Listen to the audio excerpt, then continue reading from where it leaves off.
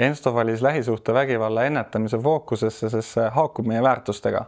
Hoolimine, võrdsus ja jätkusuutlikkus. Meie inimesed on meie suurim vara ja nende heaolu on otseselt seotud turvalise ja avatud töökultuuriga. Selliste teemade tõstatamine näitab, et me oleme vastutustundlik tööandja ja meie tegevus ei piirdu ainult tootmisega, vaid panustame ka ühiskonna arengusse.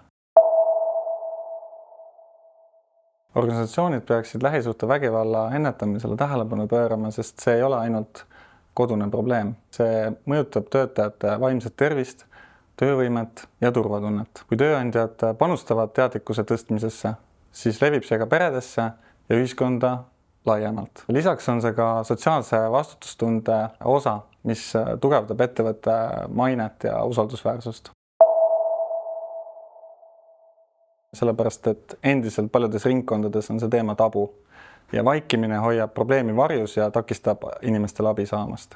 Kui räägime, loome normi, et vägivallal ei ole kohta ei tööl ega kodus. Esimesel aastal oleme jaganud infomaterjale, tutvustanud teemat siseveebis, teinud koolitusi juhtidele ja ka kõigile töötajatele. Lisaks oleme välja õpetanud enda vaimse tervise esmaabiandja Kaili antud teemat käsitlema ettevõttes ja tuge pakkuma. Oleme osalenud ka veebiseminaridel ja paneeldiskussioonidel. Meie esimese aasta eesmärk on olnud tõsta teadlikkust ja anda aega seda teemat seedida.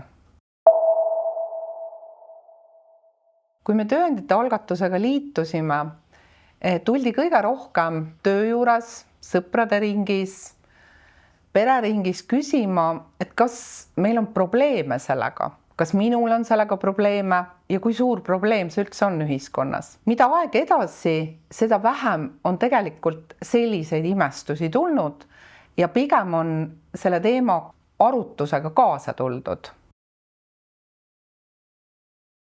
Minu kui vaimse tervise esmaabiandja roll on märgata võimalikke lähisuhtevägivalla märke, kuulata töötajaid, suunata neid abile ja pakkuda tuge.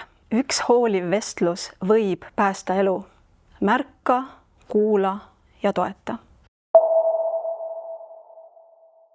On olnud üsna mitmeid pöördumisi minu poole sellel teemal, kusjuures nii naiste kui ka meeste poolt. Peamiselt olen märganud seda, et kui inimesed julgevad ja usaldavad vaimse tervise esmaabiandjat, siis nad julgevad ka tulla sellest rääkima. Ja kui inimene on abi saanud, siis ta räägib sellest ka teistele.